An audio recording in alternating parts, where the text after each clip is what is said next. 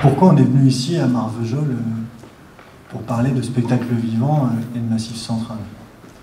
Aujourd'hui, il y a une urgence à repenser grand nombre de politiques culturelles, parce qu'on ne peut plus réfléchir comme ça a été dit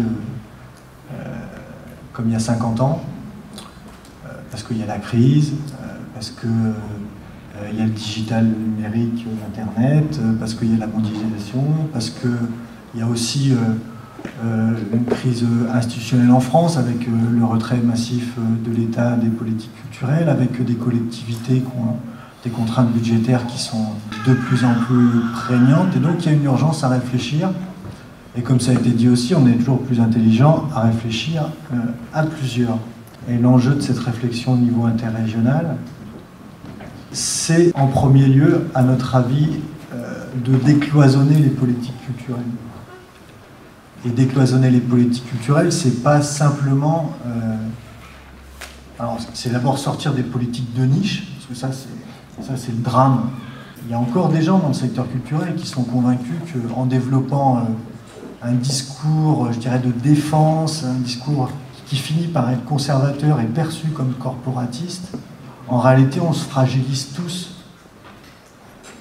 Et ce discours qui est perçu, qui est voulu au départ comme un discours de défense et de préservation, finalement, c'est un discours qui va tous nous fragiliser.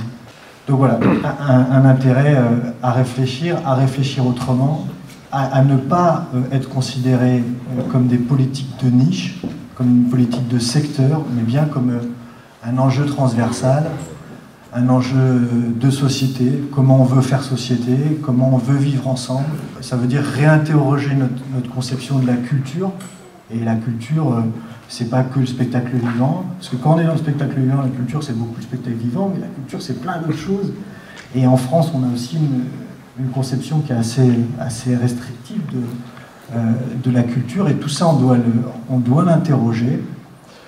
Je vais dire un mot des politiques territoriales et de l'interrégionalité.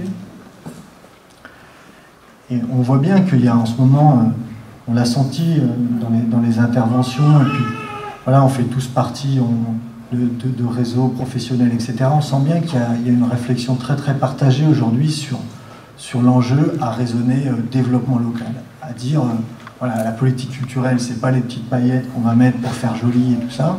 D'ailleurs, il y a un paradoxe que je voudrais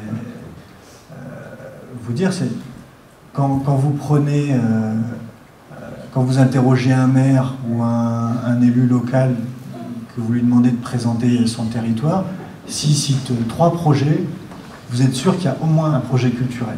Quand vous regardez la communication des institutions, des territoires, quand il y a des supports de communication, systématiquement, on va vous mettre un truc de danse, vas-y un concert, vas-y un DJ, vas-y...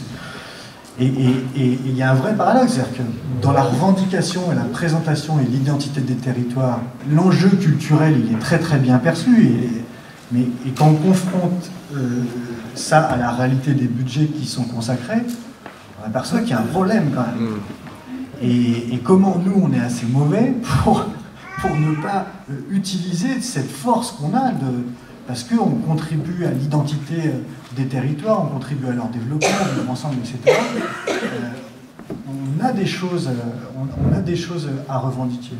Mais pour ça, il faut qu'on sorte de logique de subsistance et qu'on essaye de passer à des logiques réellement de projet. Qu'on sorte simplement de la réflexion sur nos outils et comment on équilibre nos outils à des propositions qui soient réellement des propositions de projet. Alors c'est pas facile de dire ça parce que de nombreuses structures culturelles sont confrontées à des situations de précarité qui sont extrêmement difficiles. Mais je pense que c'est très important d'essayer de raisonner de manière très transversale, de dire en effet, essayer de raisonner, comme ça a été dit, et comme nous on y travaille beaucoup, sur des filières économiques, sur repenser des nouveaux équilibres économiques avec la piste bien évidemment de l'économie sociale et solidaire et les outils que ça nous propose. Arrêter de penser que de parler économie, Alors, on sent, ça c'est pareil, c'est des choses qui évoluent. On sent qu'aujourd'hui, c'est plus tellement un gros mot de parler d'économie. Même il y a 4 ans, quand on a commencé le transfo, c'était difficile. Parler d'économie, c'est d'abord parler de la vie des gens, quoi, et parler de la vie dans des conditions correctes des gens. On a vraiment besoin de parler à plus de gens. Alors, on parle à l'interrégional, mais de parler à des gens d'autres secteurs professionnels.